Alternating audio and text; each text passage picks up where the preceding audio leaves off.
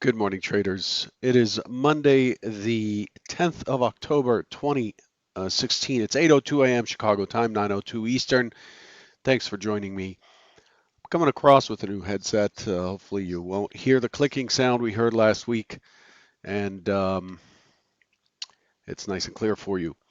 Derivatives trading involves substantial risk of loss. It is not suitable for all investors. Past performance is not necessarily indicative of future results. The market stance this morning.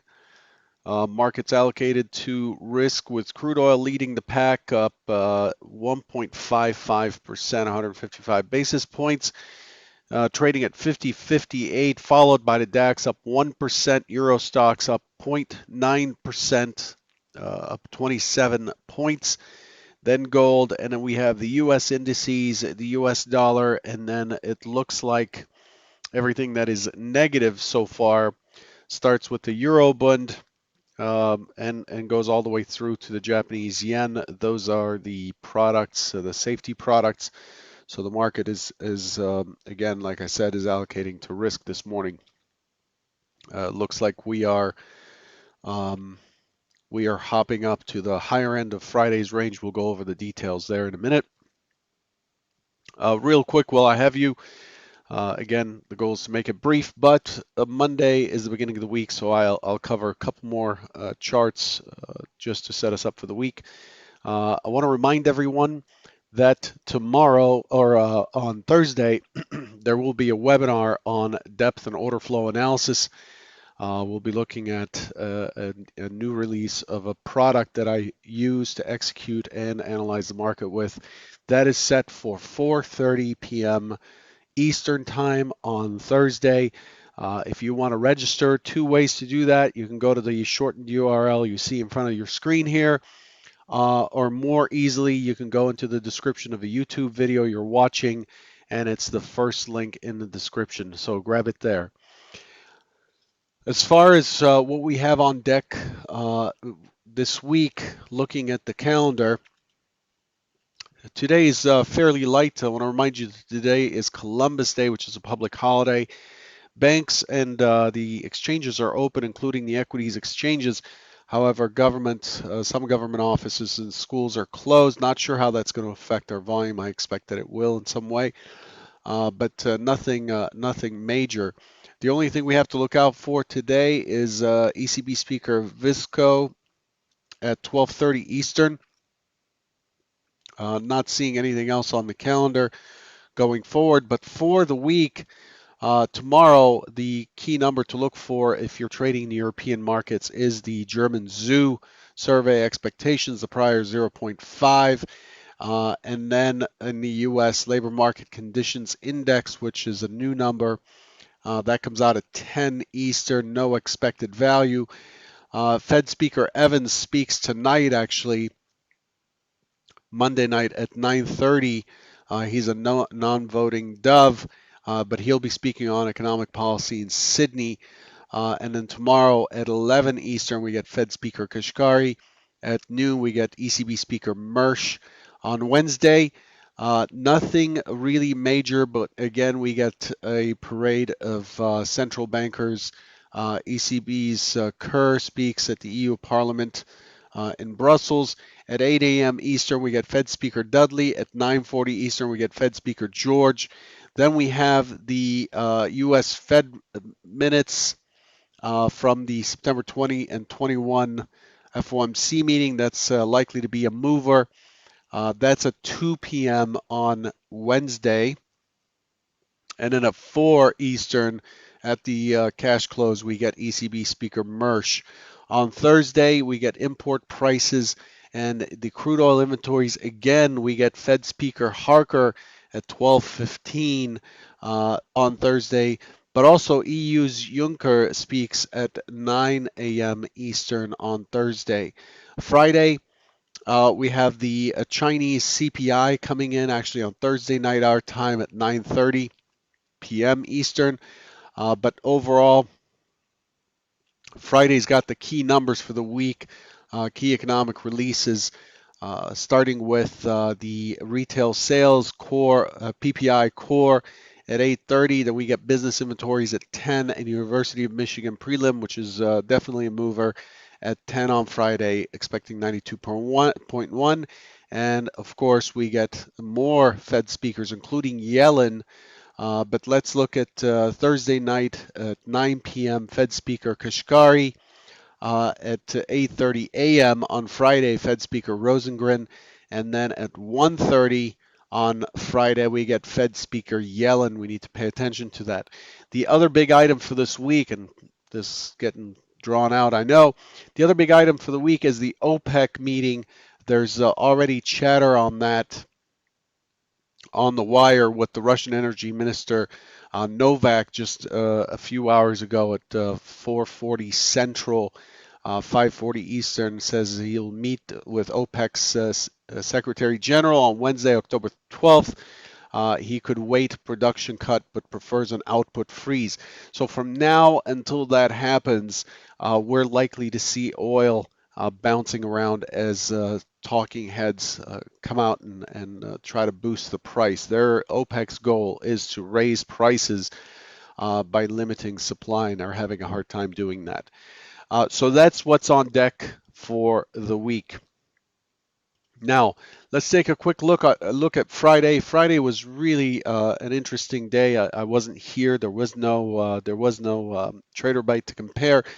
But Friday opened on the upper end of the range, and we had a really nice opening swing. If you look at this opening swing, that is just a beauty. This is how just a perfect opening swing looks like.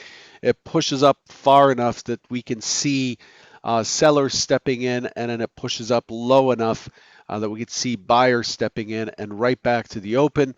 The key price to watch on Friday was this low volume node at the 2152.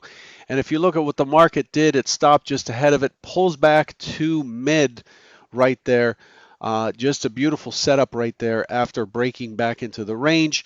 The mid is lining up slightly with the point of control the prior day, breaks through the point of control or the low volume node of the prior day, this area which represents rejection from the prior day. And where does it pull back to? Right to that low volume node for an additional setup. And then you have the impulsive move down uh, to break the IB, a high probability break of the IB for the day. The pullback was expected, would have been expected back to the IB, couldn't quite make it, chops around, and then starts to work itself back into the initial balance. The point of control stayed inside of the initial balance, showing some pretty decent strength there. But later in the session, you notice it comes all the way back almost to that low volume node. The low volume node on this just gorgeous double distribution left behind on Thursday. Love double distributions because they give you they give you, not exactly, but they give you a very clear picture of where your risk is from one distribution to the next. Just a very clear alignment of the volume profile. And you notice you notice on Friday very low volume at that 52 again. And so we ended up with a market that essentially moved the point of control down. And of course, a lot of that's driven by, and unless you're under a rock, on Friday, it was driven by the British pound taking a pounding, no pun intended. Here's the British pound experiencing a little flash crash and then recovering to come back and be stuck in this range. Notice that the British pound didn't quite recover to the scene of the crime, which was 126.30 or so. It stayed below it, which tells me that it's likely to retest that tail. And the key price to hold for buyers would be the 123.50. In any case, the market definitely was dragged down by that. And of course, the price of the uncertainty with crude oil is a factor. Let's move this profile forward and watch to your left. Watch The thing to watch is how this point of control moves and how the volume fills in as I move it forward. It's important to see where the market is trading and where it's adding value. And you can see that it's adding value around the point of control. It moved lower to the next high volume node, which was right here. That's basically what we did on Friday. But overall, it's still filling in the high volume node. So this is clearly where the market accepts value.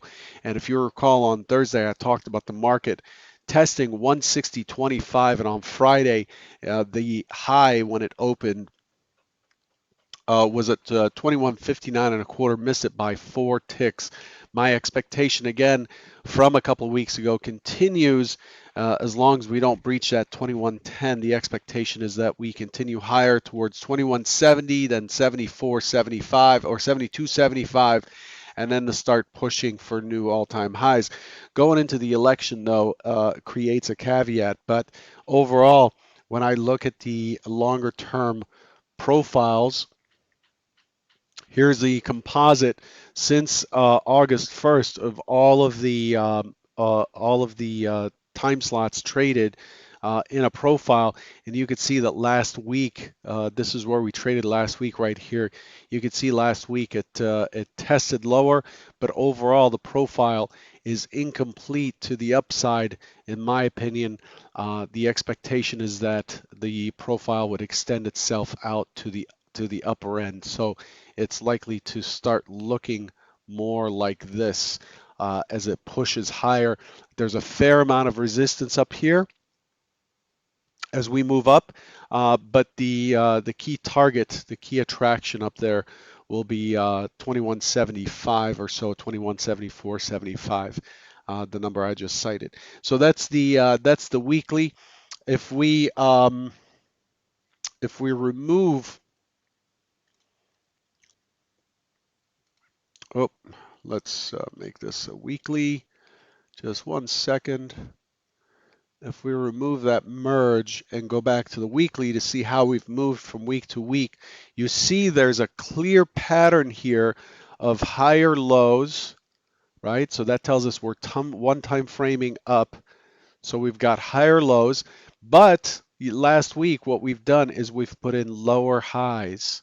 Okay, so this market is absolutely compressing on the longer time frame. This is really important for you to note. It was consolidating into last week. We're about to reach the apex, and my expectation is it's likely to break to the upside, taking us to, again, our target of 175 or so, 2175 or so. I just don't see enough evidence here of it pushing lower. On the drop of 9.9, we have not been able to retest these lower prices. We have been consolidating all week. This is a very, very important chart to look at for this week. The expectation with the volatility that's expected this week is that we break to the upside. Here's where we are for the month. We've tested below. The point of control for the month is just below us at 2143 and a half or so, 2144, and we went down to it on Friday and have come up, and we're above it. We're trading up here now. The expectation is that even though we've put in a lower high for the month, and we're still inside of that lower high, the expectation is we are likely to explore higher before the next rotation. Hope I haven't lost you there. It is getting lengthy, so let's get to the point. This morning, I'm expecting the same behavior or very similar behavior to Fridays. It looks like we're opening around the 2157.58. The expectation is for the market to open in an open auction, test higher, push down, potentially into the 52, look for a base, and then I'm expecting it to push back up into the 2166. That is the primary target. The secondary hypothesis is that it opens in range on the edge, pushes up, moves back down into the point of control, attempts to go out of the prior day's range, fails through the point of control, and then the point of control becomes a point of entry for a retest and continuation lower. That would be hypo 2. Hypo 3 is to open, test down at first, have a hard time pushing through, and then push straight up, and it would take us to 2166 initially, and it's likely to push towards 2170 second. Now, remember, it is Monday, which isn't a great range day, and it is a holiday, and those two can collide to or collude with each other to give us a fairly non-event day, but Hypo 1 is the most likely scenario for today. Again, that's all I had for you. Hopefully you're able to keep up and you can use that for your trading today. Good luck, and I'll catch you tomorrow. Take care. Don't forget to register for the webinar. Take care.